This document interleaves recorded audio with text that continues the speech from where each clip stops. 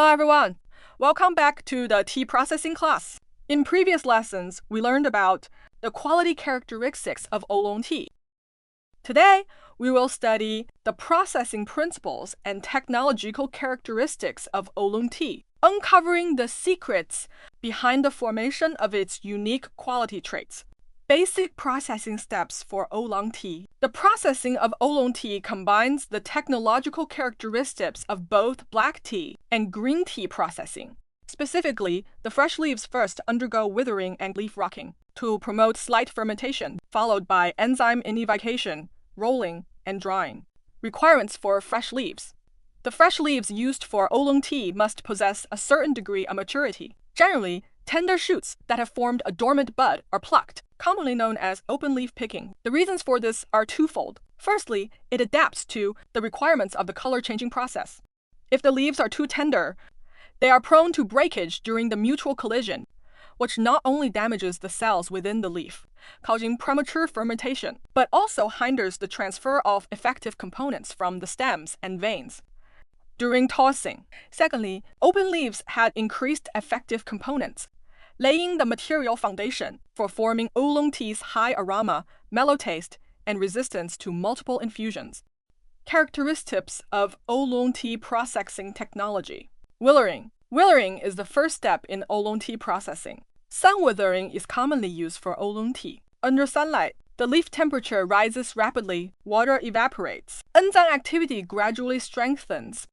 Polyphenols undergo transformation. Chlorophyll is destroyed, and the grassy odor volatilizes. When using sun withering, it must not be conducted under intense direct sunlight. Otherwise, it can easily scald the leaves.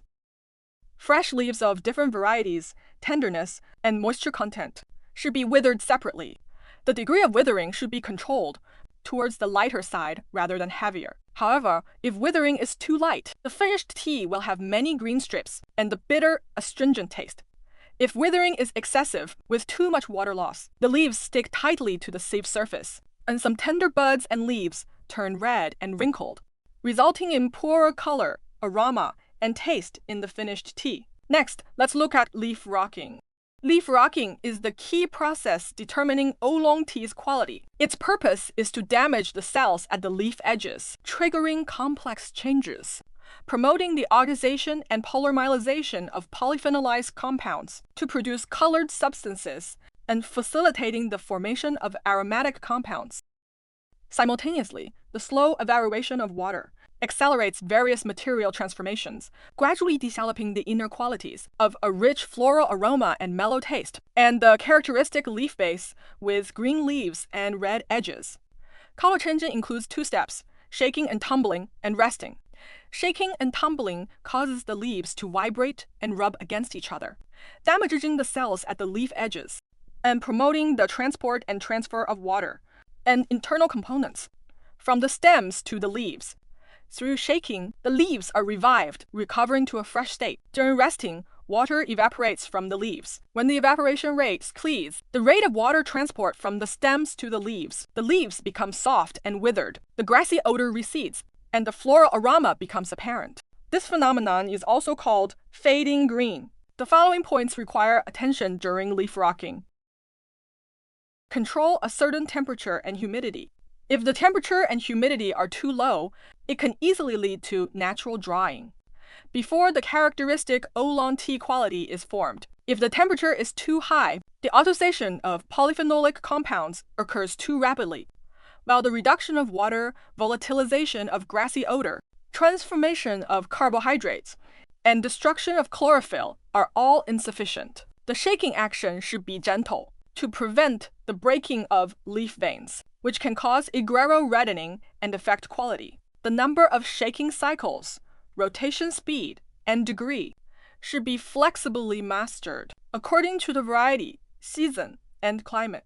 Generally, for more tender raw materials or leaves with lower water content, less shaking is required, and vice versa. Next, let's look at enzyme inivication.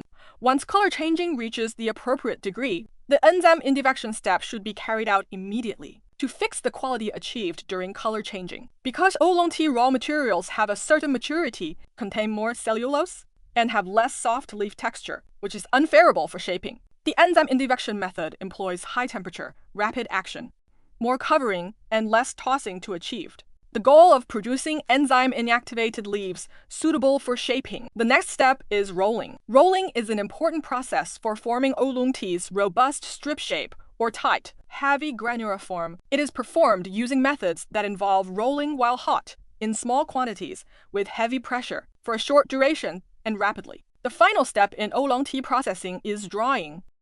Through drying, moisture is dissipated, stabilizing the various compounds formed during tea processing that are beneficial to tea quality, while simultaneously developing the tea's aroma. Through the study of the above content, we have gained a clear understanding of the principles behind the formation of oolong tea's quality and the technical characteristics of its processing stages. That concludes today's lesson. Goodbye, students!